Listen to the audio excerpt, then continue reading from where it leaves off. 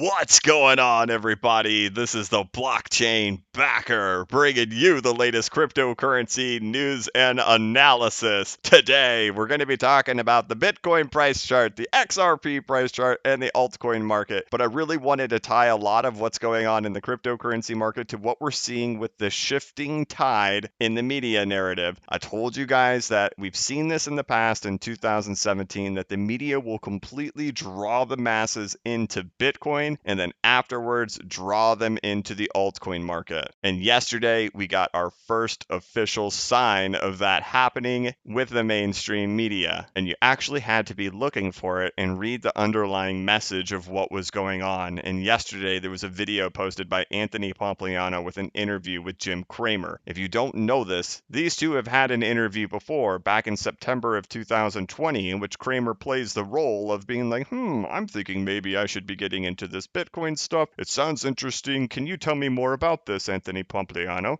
By the end of the interview, okay, that's it. I am going to be buying some Bitcoin. Can you please connect me with somebody that can do it? Sure, Cramer. I could do that for you. No problem. Here we are. 6 months later, Anthony Pompliano, you're the man. I made so much money on Bitcoin. Thank you so much. Why, yes. Thank you, Jim Cramer. I am the man. But there was a lot of things that were hidden in here that were gems if you were listening for them to understand what's happening next in the media messaging. During this time period right in here, this is the whole diamond hands, laser eyes, all the D-list celebrities that were coming out shilling Bitcoin suddenly, and then now they're suddenly gone, right? Where they just kind of getting a nice little paycheck that week to do that. Who knows? But they're all gone. The laser eyes movement is gone. What is happening with Bitcoin? Well, first of all, we'll talk about this for just a second with Jim Cramer. He says, thank you, Anthony Pompliano. You made me so much money. I'm super happy. Then he revealed something that Anthony Pompliano did not follow up with. Anthony finishes talking about the use cases for Bitcoin and whether it's a store of value, a currency, or a medium of exchange. And then Cramer interjects and says, for me, quote, well, for me, because of this old dog, I have always said to people, if you have ever been in a situation where you can play with the house's money, you take out what you put in, then you are blessed and you never have to touch it. And that's what I've done. There were a lot of people who were mad at me when I took out the money and put it in.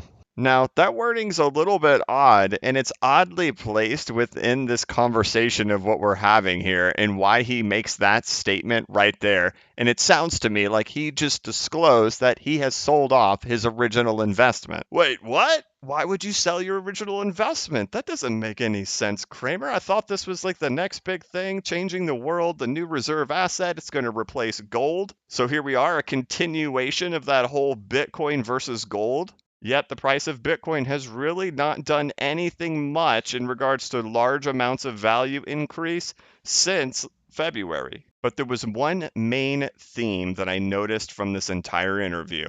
It all starts with, Pomp, you were the man. Thank you. I got into Bitcoin. I made a ton of Bitcoin. I've sold off my original investment. Let's keep that kind of quiet. Let's not follow up questions on that one. But Bitcoin has been absolutely phenomenal. I've enjoyed it. Thank you so much, Pomp. Now, tell me about the other things. Should I be buying Ethereum? Should I be buying NFTs? Tell me more about these other things going on in blockchain that I should be focusing on. That was interesting to me. Why? Because in every Bitcoin cycle, as we get to this moment in the parabolic rise is when we've always seen alt seasons occur. We've always seen the rotation out of Bitcoin and into the altcoins. And here we are in an interview with Jim Cramer and Anthony Pompliano where Cramer discloses that he has sold his original investment in Bitcoin and he's now looking for the next new shiny object in the blockchain world. Pompliano never tells him in this interview, just buy more Bitcoin, just buy more Bitcoin. Why?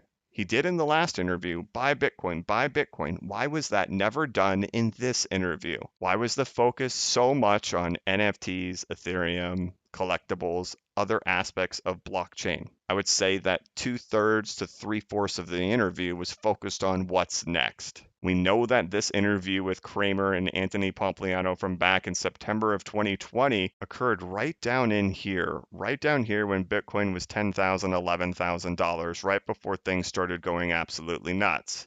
Now we're seeing the interview of let's talk less about Bitcoin now because I've already sold off a portion of my portfolio, the original investment that I had, and let's start talking about what comes next in blockchain that's not Bitcoin. And that just so happens to be right in here, just like we've talked about over and over and over again on this channel on how Bitcoin always goes on these parabolic rips. And as it makes this big knockback, first profit take, sets a new high and pulls back, we see rotation throughout the rest of the market. And now we're watching the mainstream media get ready to ramp up that media narrative. I know it's very popular to say fake news, can't trust the media, and all that good stuff, but I do know about financial media, and I do know that there tends to be a lot of misleading that happens in financial media, or financial media is the absolute worst at predicting markets. You have to decide which one it is. Are they absolutely incredibly wrong every single time, or is there an underlying agenda that happens there? I don't know the answer to it, but I do know that I have to front run things with the media, and then I have to make sure that when the media is pushing super hard in one direction, that I'm doing the opposite of it. Like extreme fear that happened in March of last year when the markets were capitulating and reaching down to the bottom. It was unbelievable amounts of fear that were happening on media messaging at that time. And then as Bitcoin is ripping and roaring and soaring, we have unbelievable amounts of euphoria and hype.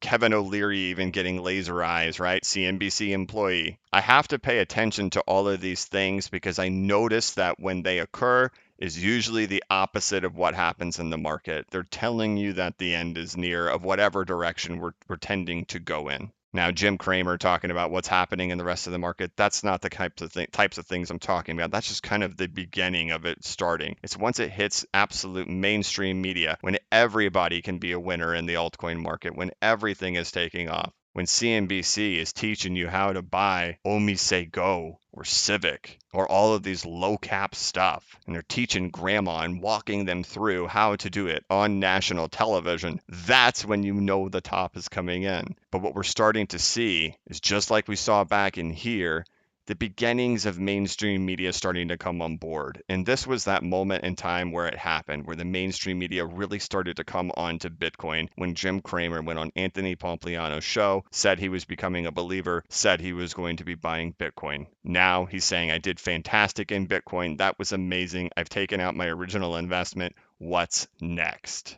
And every time we get to this moment, right up in here, when Bitcoin goes parabolic, everything is next. The speculating, the wondering of what's going to be what, everything takes off. Everybody's a genius. Everybody who recommended every S coin out there has the secret formula of knowing what was going to do well, because everything has a tendency to go in the alt season. One thing to know about this bull run is just like every other bull run we've had at this point, none of this is based on any utility whatsoever. This is all 100% based on speculation. We're watching another speculative bubble take place within cryptocurrency, and we're now about to watch the FOMOing happen of what can be the next Bitcoin, or what is going to do well in this new digital world that we're moving into, this digital world of NFTs, this digital world of money. And that is where all the speculation is going to go absolutely crazy. And I was so happy to see this interview and to be able to catch that underlying messaging of what was happening here, and that the messaging is moving very, very far away from buy Bitcoin now to let's try to front run what the next big thing in blockchain is going to be. And so when I look at a lot of these coins that are still really low, that are huge, like Bitcoin Cash, it's listed over there on Robinhood, it's listed over there on PayPal. You think for a second these guys aren't sitting there thinking to themselves, I've got to get in on this type of stuff. You think these investment firms don't have their own lawyers taking a look at all this stuff going on with Ripple and the SEC and saying to themselves, I've got to find a way to get myself XRP, because there's no way that they're going to declare that XRP is a security in its current state and that retail investors are selling securities. No way. Whatever they work out with Ripple for whatever things that they may have done, that's up to them to figure out. But all these companies know the asset itself, the thing that we can move between exchanges, we can pay for goods and services with, that is not a security, and they know it. And they say there's a huge opportunity in that because it's fast and it's cheap. And like they keep saying over and over again, it's in limited supply. Even if you say to yourself, well, there's 100 billion of them, that's understood. That price is worked in right there for that level of supply. There's 21 million Bitcoins. That means that it's worth $55,000 right now because of 21 million. Still, it's a limited supply of 21 million. XRP, limited supply of 100 billion. That gives it a current value of 57 cents. That doesn't mean it can't go to $10. It probably means it's not going to go to $55,000 due to its overwhelmingly large amount of supply in comparison to Bitcoin. But it doesn't mean it can't go to $10. And there are investment firms out there running those numbers, figuring out those risks, and figuring out where's that next opportunity. Because if there's one thing that investors care more about than underlying technology, reserve currency status, and whatever narrative it is, the thing that they love is big green candles.